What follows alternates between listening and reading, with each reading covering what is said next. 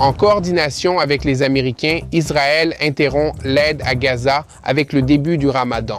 Cette décision spectaculaire a été prise quelques heures après la fin de la phase A de l'accord et dans l'ombre du refus du Hamas d'accepter la proposition de Witkoff d'étendre le cessez-le-feu temporaire avec la libération de la moitié des otages.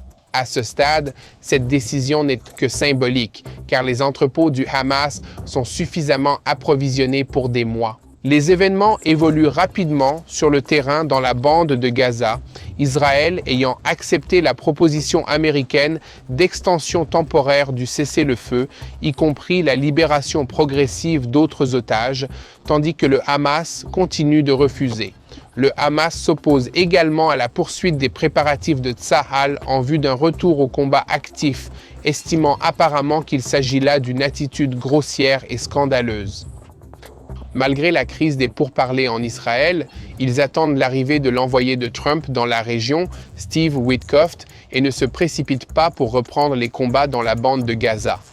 Toutefois, Tsahal se prépare également à l'éventualité d'une nouvelle série de combats dans la bande de Gaza qui pourrait durer des semaines face à l'infrastructure restaurée du Hamas. En ce qui concerne le Hamas, il a publié samedi une vidéo de l'otage Yair Oren disant au revoir à son frère Eitan avant sa libération.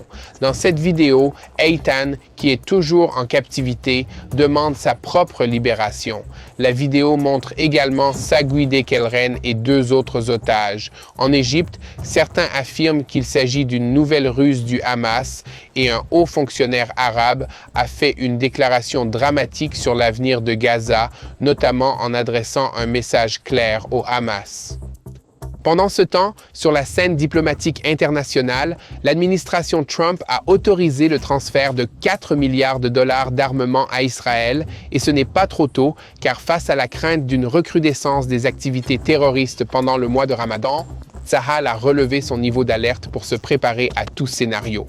Les unités de la police des frontières ont été renforcées en Judée et en Samarie, en particulier à l'intérieur et autour de la capitale, Jérusalem, et aux points de contrôle. Toutefois, l'establishment de la défense a recommandé d'autoriser des milliers de fidèles à pénétrer sur le mont du Temple et des procédures ont été mises en place pour s'assurer que cela se fasse avec un minimum de désordre. Tsahal a également étendu l'opération Mur de Fer au nord de la Samarie afin d'éliminer les nids de terroristes, mais l'éradication de la terreur dans cette région nécessite l'introduction de forces très importantes sur le terrain. La question se pose donc de savoir si l'opération s'étend pendant le Ramadan et quelles en seront les implications. Nous y reviendrons plus en détail. Enfin, dans le nord du pays, le village de Jaramana, au sud de Damas, est le théâtre de tensions entre le nouveau régime syrien du HTS et la communauté druze. Le premier ministre israélien Benjamin Netanyahou a ordonné à l'armée israélienne de se préparer à intervenir pour protéger les druzes, ce qui a provoqué une levée de boucliers dans toute la région. Au Liban, le Hezbollah est en train de s'adapter à l'après Hassan Nasrallah, son défunt chef, et il semblerait qu'il ait adopté une politique consistant à faire profil bas jusqu'à ce que la situation se calme un peu. Ils tentent de reconstituer discrètement leurs forces en vue d'une future confrontation avec Israël, tout comme le fait le Hamas dans la bande de Gaza. Cependant, ils se heurtent à des problèmes, notamment l'armée nationale et la police libanaise qui semblent avoir trouvé un peu de courage et adoptent une approche plus agressive que jamais à l'égard du Hezbollah. Mati Shoshani, analyste de TBN pour le Moyen-Orient, nous expliquera pourquoi l'Iran est en état d'alerte par crainte d'une attaque israélo-américaine, car Téhéran craint qu'elle ne se produise d'une nuit à l'autre. Nous avons beaucoup à dire aujourd'hui, alors plongeons dans les détails. Mais tout d'abord, souhaitons un Ramadan Moubarak à tous les citoyens musulmans d'Israël qui entament la fête du Ramadan.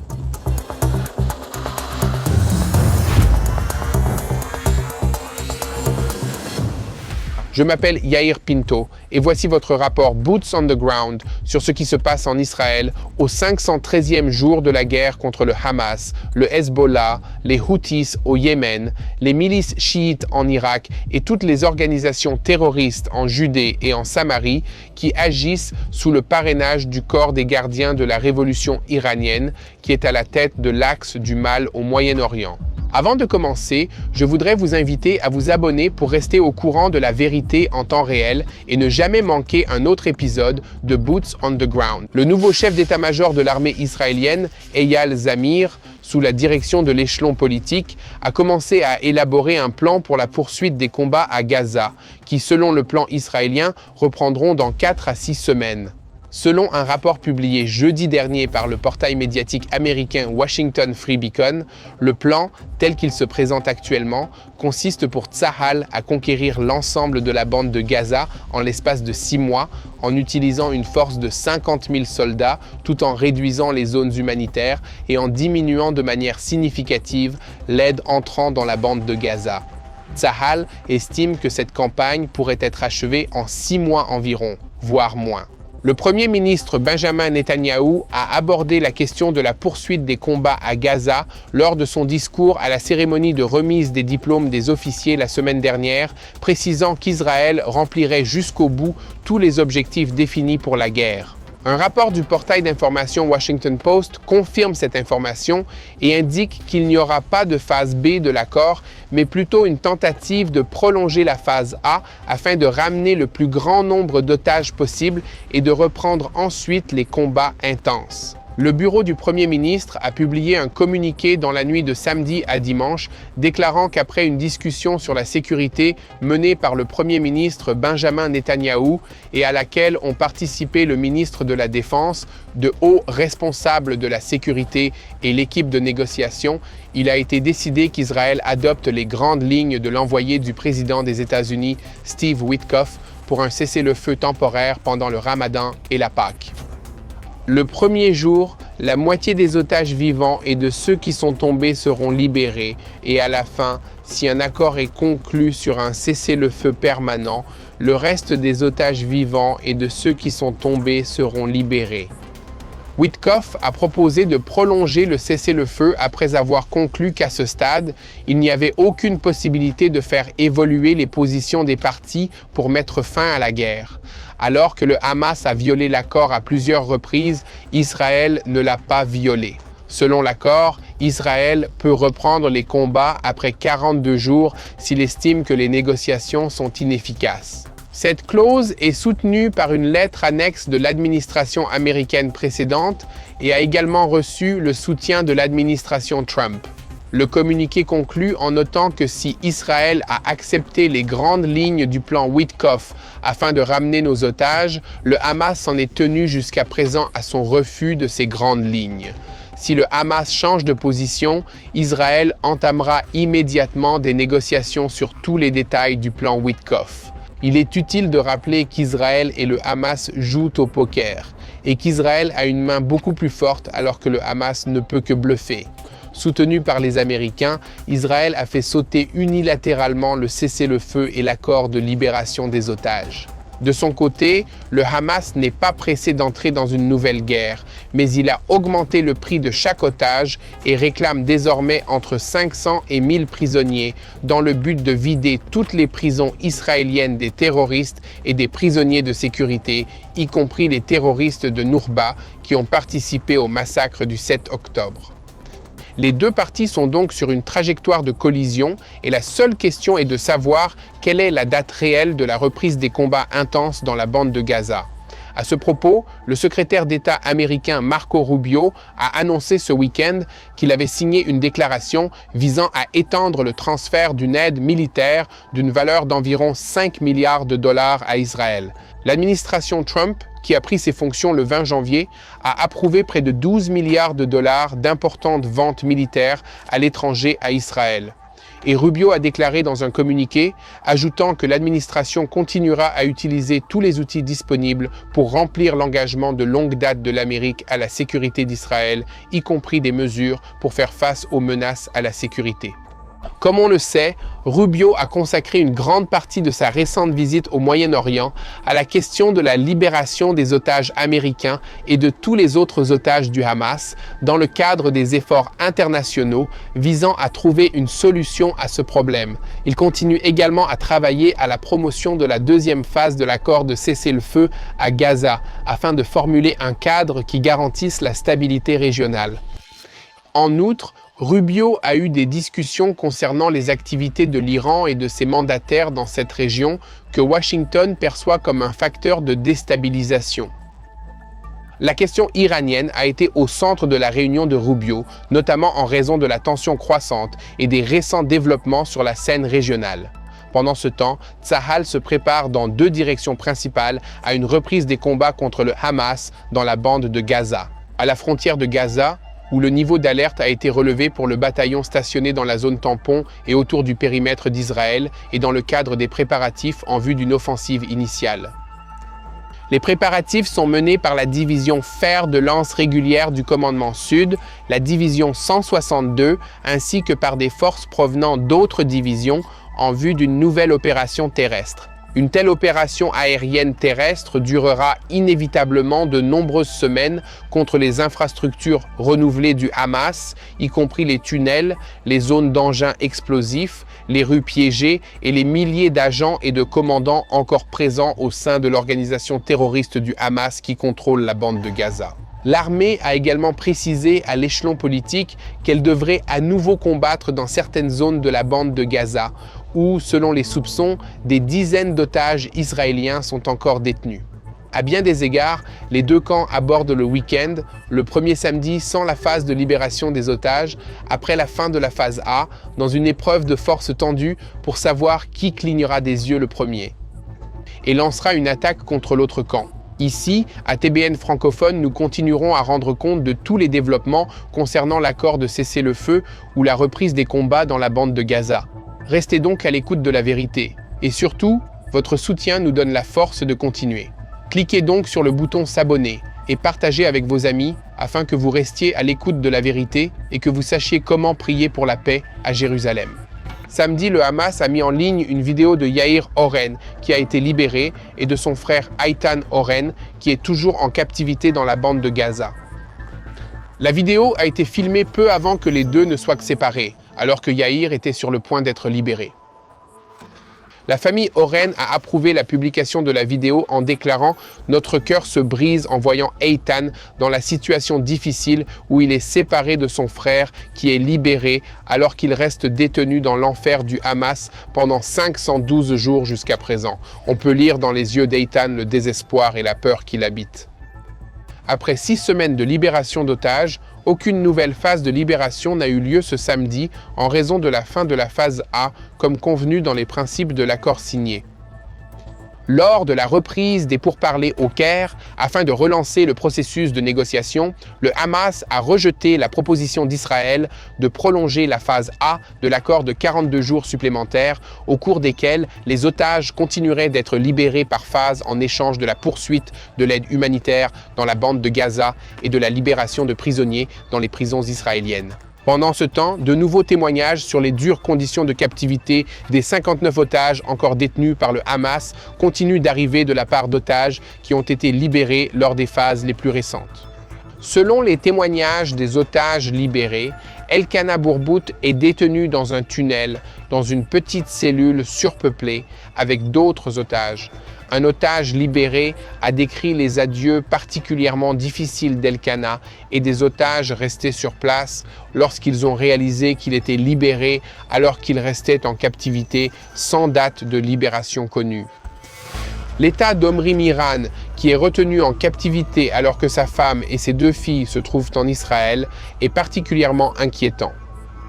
Les otages qui ont été libérés ont donné des signes de vie à son sujet, mais les informations ne remontent qu'au mois de juillet. Un otage de retour au pays a déclaré avoir rencontré Omri dans un appartement, mais Omri a ensuite été emmené dans un lieu inconnu et depuis lors, ils ne l'ont pas vu et ne savent pas ce qu'il est devenu.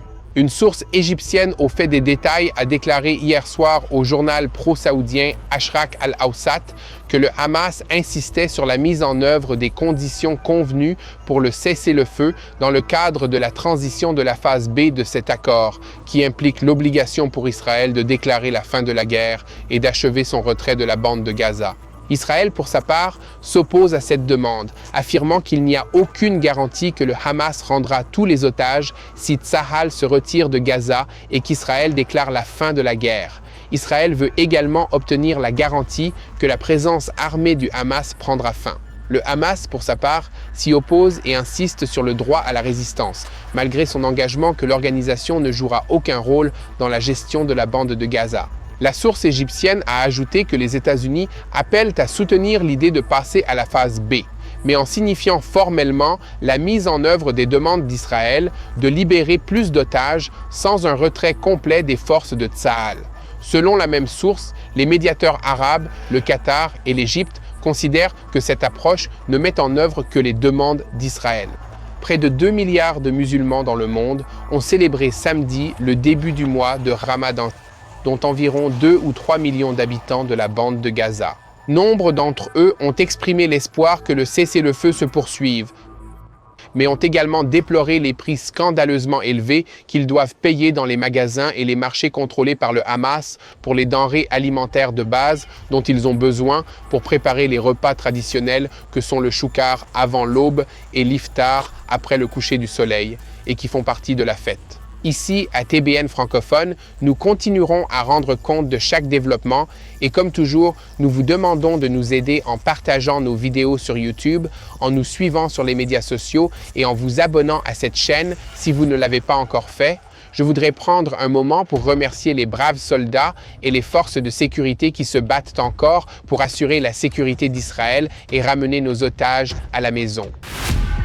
Nous nous concentrons sur la Judée et la Samarie. Les forces de défense israéliennes ont relevé le niveau d'alerte en raison du début du mois de Ramadan, avec le renforcement des compagnies de police des frontières autour de Jérusalem et aux points de contrôle. Les services de sécurité ont également recommandé d'autoriser des milliers de fidèles à entrer sur le mont du Temple sous réserve de restrictions d'âge, mais les attaques de loups solitaires restent une source d'inquiétude. Les responsables de la sécurité attendent la décision du cabinet de sécurité d'autoriser les fidèles à se rendre sur le mont du Temple pendant les prières du vendredi du Ramadan. Tsahal a également étendu l'opération Mur de fer dans le nord de la Samarie et ont commencé à intégrer des chars dans les combats. Le ministre de la Défense, Israel Katz, a déclaré samedi que nous sommes en guerre contre le terrorisme islamique en Judée et en Samarie. J'ai demandé à Tsahal de se préparer à un séjour prolongé dans les camps qui ont été libérés pour l'année à venir et de ne pas permettre aux résidents de revenir et à la terreur de se réinstaller. De hauts responsables de la sécurité affirment que l'intensification des activités de Tsahal dans le nord de la Samarie est le résultat direct de l'attaque terroriste contre des bus à Bat Yam et à Holon, qui a miraculeusement échoué le week-end dernier et qui était opéré par une infrastructure terroriste de la région de Tulkarem. À ce propos, le nord de la Samarie est devenu une extension iranienne dans tous les sens du terme, où environ 2000 terroristes armés ont opéré dans ce camp de réfugiés et dans les villes de Jénine, Naplouse et Tulkarem. Cependant, Tsahal ne peut pas consacrer toutes leurs forces à ce problème, car d'importantes forces de Tsahal sont actuellement déployées à la frontière de la bande de Gaza en prévision d'une éventuelle reprise des combats. Avant de passer à Mati Shoshani, analyste principal de TBN pour le Moyen-Orient, qui nous informera sur ce qui s'est passé dans notre région la semaine dernière, je tiens à vous inviter une fois de plus à continuer à diffuser la vérité en partageant nos vidéos, en nous suivant sur les réseaux sociaux et en cliquant sur le bouton d'abonnement si vous ne l'avez pas encore fait, et à soutenir notre travail en faisant un don à TBN francophone. Et maintenant, mon ami et collègue Mati Shoshani va nous expliquer ce qui s'est passé dans notre région au Moyen-Orient. Merci Yair. Je suis ici en Judée et Samarie en tant que réserviste. Mais nous parlons aujourd'hui de quelque chose d'entièrement différent. De la menace iranienne et du fait que, pour la première fois depuis très longtemps, l'Iran pourrait ne plus être sur la table en ce qui concerne notre région. Depuis plus de 10 ans, l'Iran contrôle le cycle de l'information au Moyen-Orient. Il a été la superpuissance derrière les actions terroristes du Hamas, du Hezbollah, des Houthis, une influence en Syrie, une influence en Irak dans une certaine mesure, et globalement, ceux qui ont donné le ton lorsqu'il s'agissait d'opérations militaires dans cette région. Oui, Israël est fort. Oui, les États-Unis ont été très présents dans cette région. Mais lorsqu'il s'agit d'effets et d'influences de longue date, ce sont les Iraniens qui donnent le ton. Tout cela a changé au cours de la dernière guerre. Depuis la guerre du 7 octobre 2023, Israël a renversé la table sur la tête des Iraniens. Il ne contrôle plus le Hamas, il ne contrôle plus le Liban par l'intermédiaire du Hezbollah comme il le faisait auparavant, et leur emprise sur la mer Rouge et la mer d'Oman est bien moindre qu'elle ne l'était. Mais c'est possible? Très possible en fait. que les choses vont empirer pour les Iraniens sous la nouvelle administration Trump. Ce que nous voyons entre Trump et le Premier ministre Netanyahou, c'est un tout nouveau Moyen-Orient. L'administration américaine est entrée dans ce jeu bien préparé. Ils ont fait leur devoir, ils ont écrit le plan et ils prévoient de l'exécuter jusqu'au bout au Moyen-Orient. À quoi cela ressemble-t-il? L'administration Trump a ouvertement déclaré, avant même d'entrer en fonction, qu'elle revenait à la campagne d'influence maximale, de pression maximale sur les Iraniens. L'Iran est soumis à des sanctions depuis de nombreuses années. Il est sous la surveillance de superviseurs nucléaires et d'autres superviseurs qui l'empêchent d'atteindre la capacité nucléaire. Il est soumis à un nombre considérable de sanctions financières qui l'empêchent de faire du commerce de pétrole, de participer au système commercial de la Banque rapide et de faire partie de l'économie mondiale. Pour fonctionner, ils doivent donc passer par des intermédiaires. Ils vendent aux Indiens, aux Pakistanais, aux Chinois, mais toujours de manière détournée. Et quand on fait les choses de manière détournée, cela coûte plus cher. Aujourd'hui, l'administration Trump affirme que les choses vont encore empirer pour les Iraniens. Une pression maximale signifie qu'ils ne commercent plus. Et c'est une mauvaise nouvelle pour le régime iranien. Pourquoi est-ce une mauvaise nouvelle? Parce que le gouvernement iranien est déjà fragile. Oui. Le gouvernement djihadiste islamique extrémiste du peuple iranien est très proche de la chute. Comment le savons-nous? Parce que j'ai passé du temps avec des experts de l'Iran et des Iraniens qui vivent maintenant en Occident et qui nous racontent une histoire claire. Les pressions internes à l'Iran ne cessent d'augmenter. Ils continuent de voir des séries de manifestations de plus en plus nombreuses contre le gouvernement. Et ce dernier, pour réprimer ces manifestations, a dû recourir à une violence de plus en plus grande, plus que jamais auparavant. La pression financière sur les Iraniens est plus forte que jamais. Et maintenant, avec cette nouvelle série de sanctions que l'administration Trump prévoit d'imposer, les choses ne peuvent qu'empirer de façon spectaculaire, au point que l'Iran pourrait se retrouver à court de devises à dépenser dans sa machine à terroriser. Pensez-y de cette manière. Une grande partie de l'argent qu'il gagne en vendant du pétrole, je pense que les chiffres varient entre 30 et 40 milliards de dollars par an, va à l'IRGC, le corps des gardiens de la révolution iranienne. Et si ces fonds sont réduits ou même réduits de moitié, ils perdent leur capacité à effrayer le monde en disant qu'ils terroriseront les navires dans la mer Rouge. Ils perdent leur capacité à lutter contre Israël par l'intermédiaire du Hezbollah et du Hamas. Ils perdent leur capacité d'utiliser la violence contre leur peuple. L'Occident y gagne, Israël y gagne, le peuple iranien y gagne. C'est ce gouvernement maléfique qui est affaibli. C'est là que les choses deviennent encore plus intéressantes. Les sanctions et les finances ne sont qu'une petite partie de tout cela. Il y a un tout autre problème, beaucoup plus important, qui concerne l'action militaire en Iran. Et c'est là que les Iraniens sont vraiment terrifiés. L'Iran a déclaré récemment, au cours des 2 dernières semaines, qu'il était au plus haut niveau de préparation militaire. Et pourquoi font-ils cela? Parce qu'Israël et l'administration américaine du président Trump discutent des détails d'une mission de bombardement en Iran. Les États-Unis ont remis à l'armée de l'air israélienne des munitions qui leur permettraient de mener des missions de bombardement à forte pénétration en Iran. Et les États-Unis eux-mêmes ont fait part ouvertement et publiquement de leurs intentions de nuire éventuellement au gouvernement iranien par une action militaire directe. Plus encore, nous voyons quelque chose de complètement différent dans la relation entre la Maison-Blanche et le gouvernement israélien. Le président Trump et Netanyahou se sont rencontrés il y a quelques semaines et cette rencontre a montré une unité et une similitude d'esprit entre le gouvernement israélien et l'administration américaine que l'on n'avait pas vu depuis des années. En fait, nous nous trouvons dans une situation très étrange où Israël doit rattraper la Maison-Blanche, qui est très belliciste. Une Maison-Blanche dirigée par le président Trump qui parle de bombarder les Iraniens. Une Maison-Blanche dirigée par le président Trump qui parle de prendre des mesures extrêmes contre toute organisation terroriste qui attaque Israël et, plus important encore, qui soutient fortement, qui soutient publiquement toute réponse, aussi violente qu'elle puisse être, de la part de l'armée israélienne contre ses ennemis.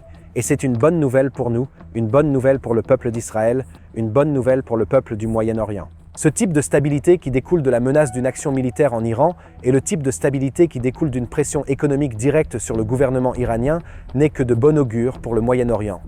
C'est ce type de pression qui amènerait les Saoudiens à la table des négociations pour les phases 2 et 3 des accords d'Abraham. C'est aussi le genre de pression qui fait reculer les Iraniens de plusieurs années sur leur plan nucléaire, en leur faisant comprendre qu'agir maintenant serait mal avisé contre Israël et contre l'armée américaine. Nous assistons à une nouvelle saison pour cette région. Une dernière réflexion pour clore cette conversation. Les gens ne cessent de poser la question suivante: Israël et les États-Unis peuvent-ils réellement arrêter l'armée iranienne?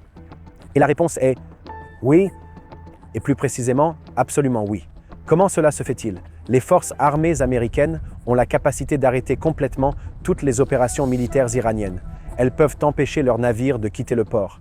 Elles peuvent empêcher leurs avions de décoller. Elles peuvent éliminer la plupart de leurs drones. Elles peuvent même mettre hors service le réseau électrique si nécessaire. Et la plupart de leurs installations militaires sont connues de l'Occident, peuvent être affaiblies et brisées par des bombes de type bunker busting, dont l'armée de l'air américaine dispose et dont certaines sont également aux mains de l'armée de l'air israélienne. Il s'agit donc d'une menace réelle et pertinente lorsqu'Israël affirme qu'il peut lutter contre l'Iran avec l'aide des États-Unis. Je suis plein d'espoir. Je pense que tout le monde dans le monde devrait se réjouir de cette tendance qui ne peut qu'apporter la paix et le bien au peuple du Moyen-Orient. Revenons à Yair Pinto. Je vous remercie Mati Shoshani pour vos informations et votre analyse approfondie. Revenons à l'actualité et concentrons-nous sur l'arène du Nord. Vendredi, le ministre libanais des Finances a annoncé que les autorités libanaises avaient saisi des dollars à une personne arrivée à l'aéroport de Beyrouth en provenance de Turquie. Selon les médias arabes, l'argent était destiné à l'organisation terroriste Hezbollah. Dans la déclaration du ministre, il est indiqué que le détenu et les fonds saisis ont été remis au département des enquêtes de la Direction générale de la Sûreté générale sans préciser exactement le lien qu'ils pouvaient avoir avec l'organisation. Au début du mois, le Liban a interrompu un vol iranien à destination de Beyrouth après qu'Israël a informé le Liban que Téhéran utilisait des avions civils pour faire passer des fonds au Hezbollah. La semaine dernière, le Hezbollah a tenté d'organiser une démonstration de force massive lors des funérailles de son défunt chef Hassan Nasrallah afin de prouver que l'organisation est toujours en vie et qu'elle bénéficie d'un large soutien au sein de la population chiite du Liban. Pour cette raison, ils ont choisi d'organiser la cérémonie d'enterrement, contrairement aux coutumes islamiques, 5 mois après l'élimination de Nasrallah et de Safi al-Din, afin d'assurer une préparation optimale de la cérémonie et d'éviter qu'Israël ne la perturbe. La cérémonie, qui s'est déroulée au stade Sports Center City de Beyrouth, a attiré comme prévu une foule nombreuse, bien que beaucoup moins nombreuse que ce que le Hezbollah espérait ou attendait. Un survol de l'armée de l'air israélienne est apparu dans le ciel exactement au moment où les cercueils de Nasrallah et de Safi al-Din ont été amenés sur le terrain, juste pour rappeler à tout le monde comment Nasrallah et al-Din ont connu leur fin.